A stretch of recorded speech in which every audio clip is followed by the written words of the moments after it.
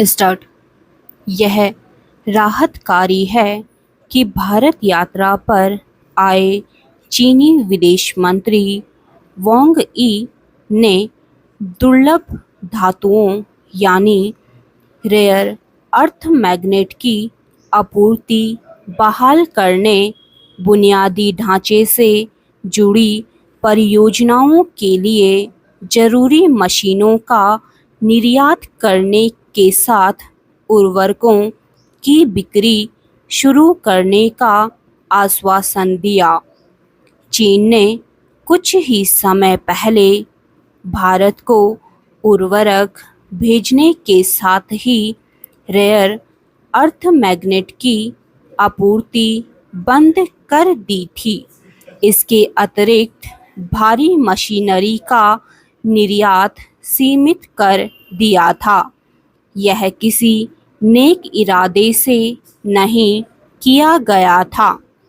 यह मानने के अच्छे भले कारण हैं कि अमेरिकी राष्ट्रपति ट्रंप की मनमानी टैरिफ नीति और अन्य मामलों में तीखे तेवरों को देखते हुए ही चीन ने भारत से संबंध सुधारने की जरूरत महसूस की है। स्पष्ट है कि भारत चीनी विदेश मंत्री के आश्वासन पर बहुत उत्साहित नहीं हो सकता, क्योंकि बात तब बनती दिखेगी जब इन आश्वासनों पर अमल होगा। अपने कहे से मुकरने वाला चीन यह समझने को तैयार नहीं कि वह और भारत मिलकर पश्चिम की चुनौतियों का सामना करने के साथ आर्थिक सहयोग को बहुत आगे ले जा सकते हैं। इस सहयोग का लाभ भारत के साथ उसे भी मिलेगा। दोनों देशों की हजारों साल पुरातन संस्कृति है और दोनों के संबंध सदियों पुराने हैं।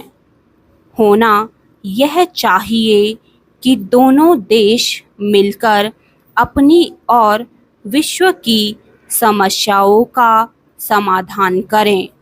चीन भारत के साथ चलने की नीति का हामी नहीं दिखता। इसके बजाय वह भारत की प्रगति में अड़ंगा लगाते और उसके हितों के खिलाफ काम करते दिखता है। वह यह तो चाहता है कि भारत उसके हितों के प्रति संवेदनशील रहे, पर स्वयं ऐसा नहीं करता। इसका उदाहरण है अरुणाचल कश्मीर पर उसकी बेजा बयानबाजी।